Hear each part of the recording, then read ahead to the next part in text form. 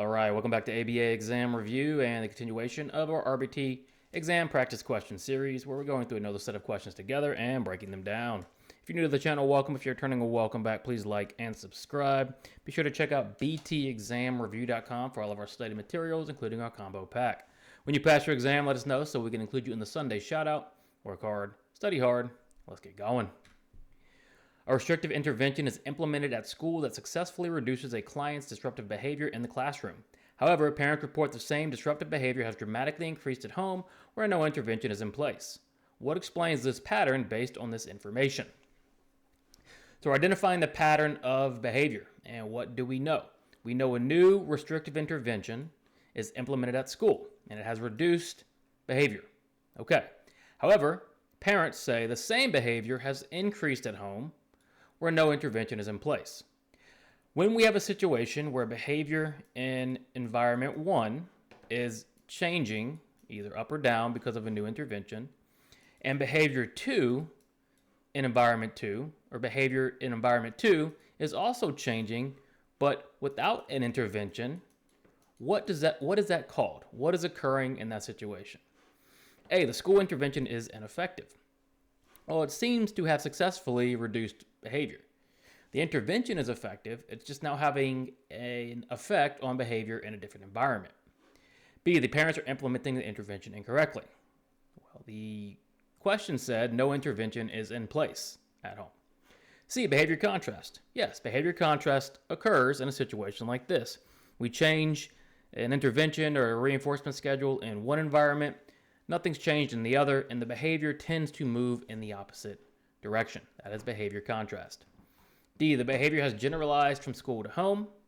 It's gone the other way, actually. The behavior is moving in opposite directions. So there's not much generalization occurring.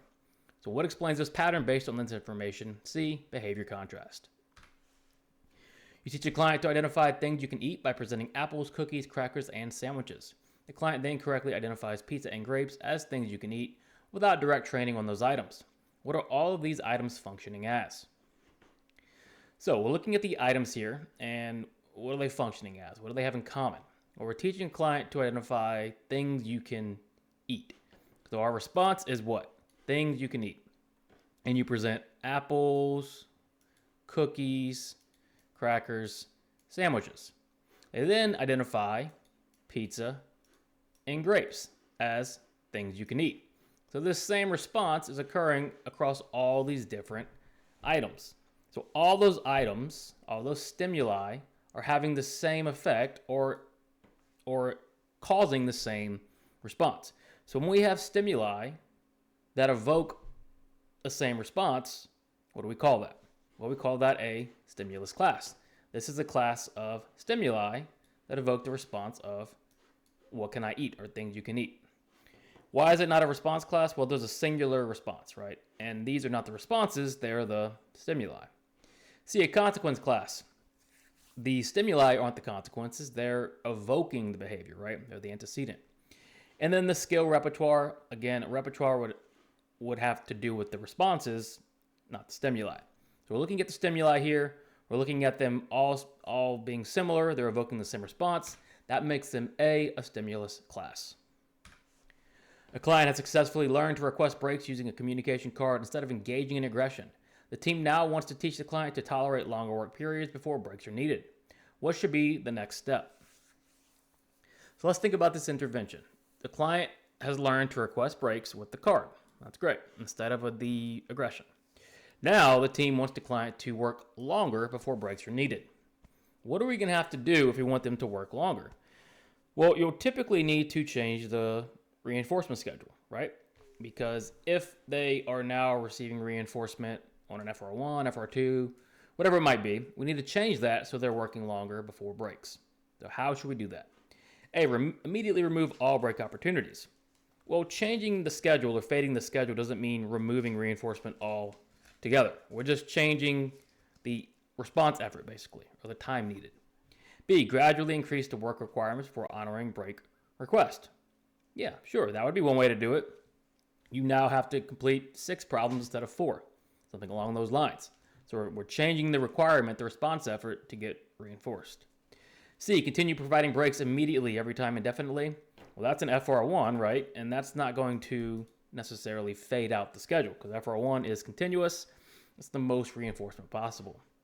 D, have the client use words instead of communication cards. Maybe that's one day a goal here, but the goal we're focused here is working longer, not necessarily the communication. In order to get them to work longer, we've got to increase the response effort, and so we're going to gradually increase work requirements before honoring break request.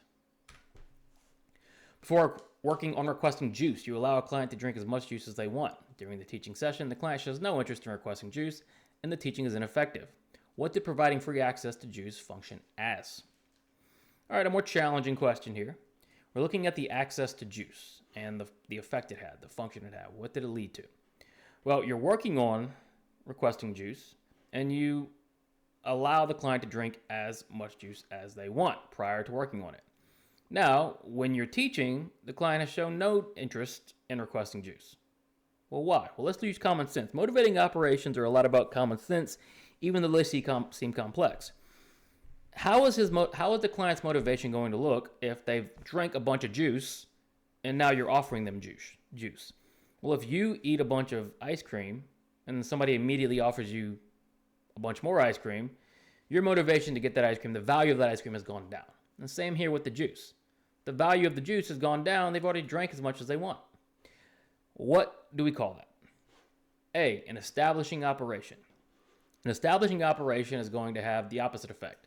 Typically, it is deprivation, and it's going to increase the value and increase behavior. An abolishing operation is what happened here. Satiation decreases the value of juice, and now decreases behavior. So we have an abolishing operation with the free access to juice. It's not the SD because it's not signaling the reinforcements available, and it's not a negative punisher because it's an antecedent. So in this case, the free access to juice has abolished juice, the value of the juice, and therefore has reduced the behavior. A client refuses to clean up toys but loves playing with bubbles. You implement first cleanup, then bubbles consistently.